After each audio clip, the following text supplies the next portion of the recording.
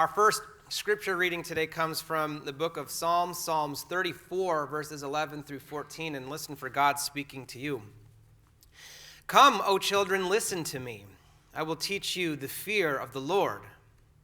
Which of you desires life and covets many days to enjoy good? Keep your tongue from evil and your lips from speaking deceit. Depart from evil and do good. Seek peace and pursue it. And our New Testament reading comes from the book of Romans, chapter 12, verses 9 through 18. And again, listen for God speaking to you. Let love be genuine. Hate what is evil. Hold fast to what is good. Love one another with mutual affection. Outdo one another in showing honor. Do not lag in zeal. Be ardent in spirit. Serve the Lord. Rejoice in hope. Be patient in suffering. Persevere in prayer. Contribute to the needs of the saints. Extend hospitality to strangers. Bless those who persecute you. Bless and do not curse them. Rejoice with those who rejoice. Weep with those who weep. Live in harmony with one another. Do not be haughty, but associate with the lowly. Do not claim to be wiser than you are. Do not repay anyone evil for evil, but take thought for what is noble in the sight of all. If it is possible, so far as it depends on you, live peaceably with all. Family, this is the word of the Lord. Last week, Rachel and Hannah and Micah and I took our very first family vacation of 4, and we spent a couple days in Tampa. And to get to Tampa, I had to spend 3 hours in the car with a 1-year-old and a 5-year-old. And I can tell you, it was my first experience that a vacation is not always a relaxing experience when you have to spend 3 hours in the car with a 1-year-old and a 5-year-old. But it really reminded me of when I was a child and my older brother and I would be in car trips. And there would be moments that we would be sitting in the back seat and we would start to get on each other's nerves. And I would say something that would bother him. He would respond. And since we were boys, it would kind of turn into an elbow fest sometimes. And eventually, when my mom had reached her limit, she would turn around and she would tell us very sternly, "You both better be silent. And if I hear a peep out of you before the end of this trip, you both are going to lose something very valuable to you." And so I remember the uncomfortable, awkward silence that would follow that stern warning, because when my mom said that, we knew that she would follow through with that if we didn't do what she said. And I was thinking about that and that awkward silence because it definitely meant that the conflict was over. But that car trip was anything but peaceful. I've been thinking a lot about peace lately. As we as a nation, we're now in this season where we are working on the peaceful transition of power. And I know all of the time and focus and energy is focused on the office of the presidency. But if you really think about it, we have thousands of elected positions across the country that go through a peaceful transition every time we have an election. It's the bedrock of our democracy, that we are committed as a people to peace and maintaining peace and order as our leaders transition from one elected class to the next. This week, we observed Veterans Day, where we honor those who have served in the military, sacrificing their safety, their livelihood, and even their lives to fight for peace. But what is this peace that we seek? What does it mean to have peace? I can't wait for the day that we can all hold hands together and sing that song, "Let there be peace on earth, let it begin with me." What does that even mean to have peace? If we look at the Bible, there are different types of peace that we see. There is this cosmic peace that God gives us. And in the Old Testament, the word for that is shalom. And that is the peace that God has made the heavens and the earth and all that dwell in it. And everything works and it functions. It's sustainable. That is a peace that we can experience. That the heavens and the earth function in a way that provides us life and a place to be. There is also the peace that God gives us through Jesus Christ. And that's a peace that reconciles us to God. And the grace of Jesus Christ has given us peace with God. It means that we can have a relationship with God. We can be with God now and for all eternity, no matter what we have done or left undone. And that's a peace that Jesus gives us. In the Gospel of John, Jesus says, "Peace I leave with you. My peace I give you." It is through Jesus that we have this peace with God. But then there's this third type of peace that we see in the Bible, and that is a peace that has to do with us and the peace that we are called to keep.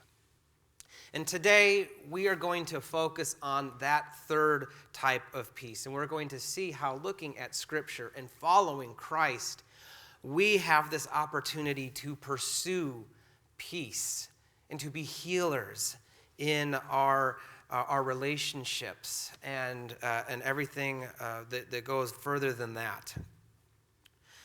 But before we start talking about that type of peace, I want us to identify a very important difference in those first two types of peace, the cosmic peace and the peace with God, and the peace that we are called to pursue.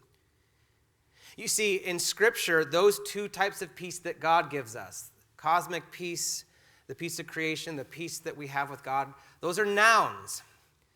And you don't really hear me get into vocabulary that much, but I'm going to do it right now. But a noun is an object. It is a state of being. And so when we hear about God giving us peace, that is a state of being. That is a state of being that God has given us. But then when we get to the peace that God calls us to pursue with one another, those words that we see in Psalms, seek peace, pursue it, and in Romans, live peaceably with all, those are not nouns, those are verbs.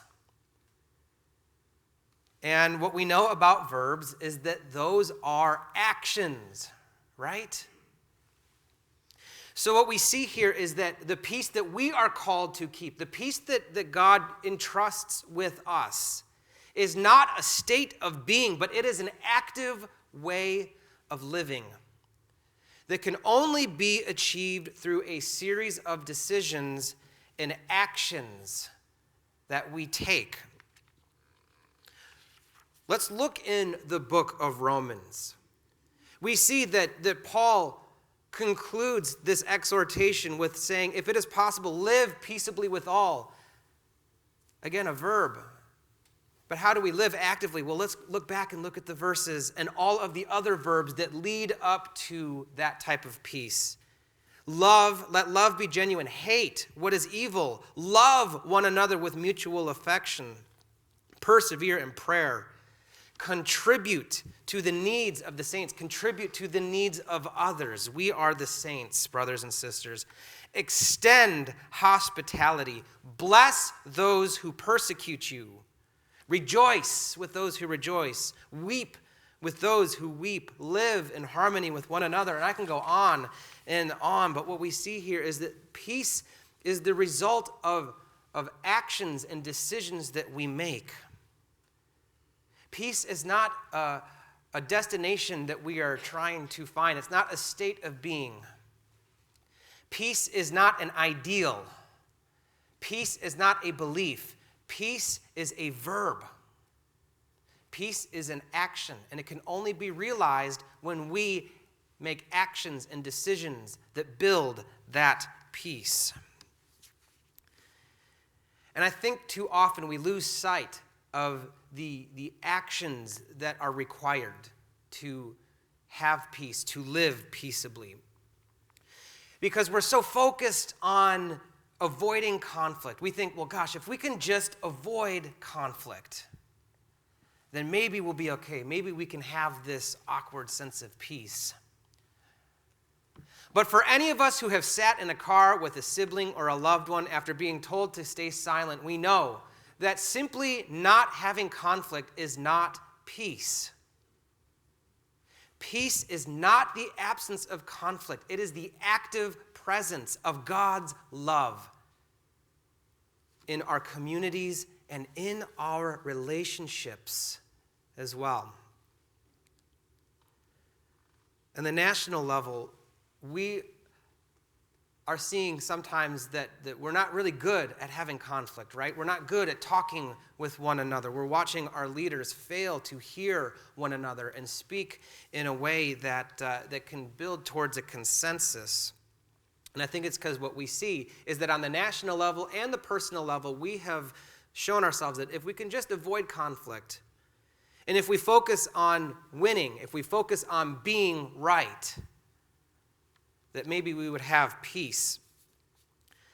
One of the best pieces of advice that I got when I was thinking about being married, and I asked my pastor about it, and jokingly he said, you are going to have to make the decision quite often. Do you want to be right, or do you want to be in a relationship? So there's some free marriage advice for some of you out there. And it was a joke, but in reality, if you start peeling that back, to have a relationship where there is an active presence of peace, it takes empathy, and it takes compassion, and it takes a desire to compromise, not just so that we can win and get what we want, but so that the people whom we love can live in a way where they experience God's love. And we have lost a sense of that in our community. In our national community, in our local community, maybe even in our families. We've lost a sense of how to actively pursue peace. And I'll tell you, everything that we see nationally in the news and the media, the dysfunction that we witness every day is a result of our lack of peace within ourselves and lack of peace in our relationships. And we're only going to see peace nationally if we can pursue peace individually in our relationships. So again, that brings us back. Where can we actively find peace? Where can we live peaceably? And it is in Scripture that we see that. If we actively pursue it, if we love others, if we pursue peace, if we live in harmony, if we don't be haughty, if we associate with the lowly, if we refuse to repay anyone evil for evil and take thought for what is noble in the sight of all, suddenly we will see that our relationships aren't based on building a coalition of people who agree with us, but rather building relationships that are rooted in God's selfless love. And if you're wondering, is God's selfless love in a relationship? Am I in a peaceful relationship? Let me ask you, how much empathy do we have in each relationship? Is there a presence of empathy? Is there a presence of compassion? Because it is only in being empathetic, trying to feel what someone else feels when we can't experience it ourselves, but making sure it's validated. And if we're compassionate, feeling for others, that leads us to compromise for the sake of God's kingdom. And it is when we pursue peace in our individual relationships, when we actively pursue it and do what we can to have the active presence of God's peace, that's when we will start to see our communities exemplify peace as well. And I wish I could tell you that there's this magic solution, that if we just do this, that there's a 3-step process to seeing peace. But in reality, it's hard work. God didn't give us a magic solution, but he did give us a way. And he gave us Jesus, who shows us what it means to live peaceably with all. Jesus, who spent his life bringing love and value to everyone. Jesus, who gave his life for us so that we can see peace. And if we follow in that model, we'll see opportunities to heal what has been broken. Over the last couple months, Rachel and I have been watching a show called Turn, which is based on a book that was about the Culper Ring, which was a spy ring in the Revolutionary War.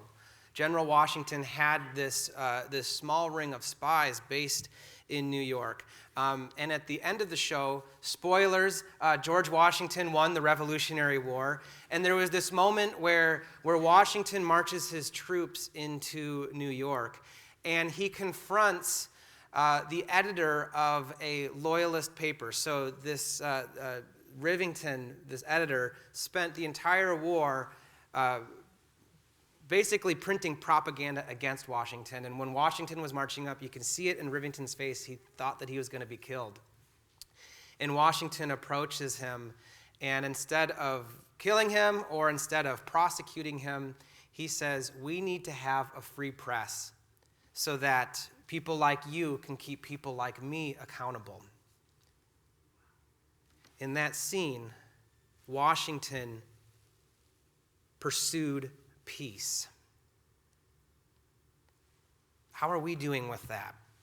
When given the opportunity, are we pursuing peace? Because we are at a precarious time in life. And we have choices that we can make. We can choose to dig in. We can choose to continue to isolate ourselves. We can choose to perpetuate the cycle of brokenness and pain that everyone's expecting us to take. Or we can do something else, and that is to pursue peace and to reach out to those who are different than us, to encourage our leaders to do the same, and to find and pursue peace. And that's my prayer for us, is that in our relationships, in our communities, and in our nation, that we, as Christ's children, can be a people who seek peace and pursue it until the day that Christ comes again. Amen.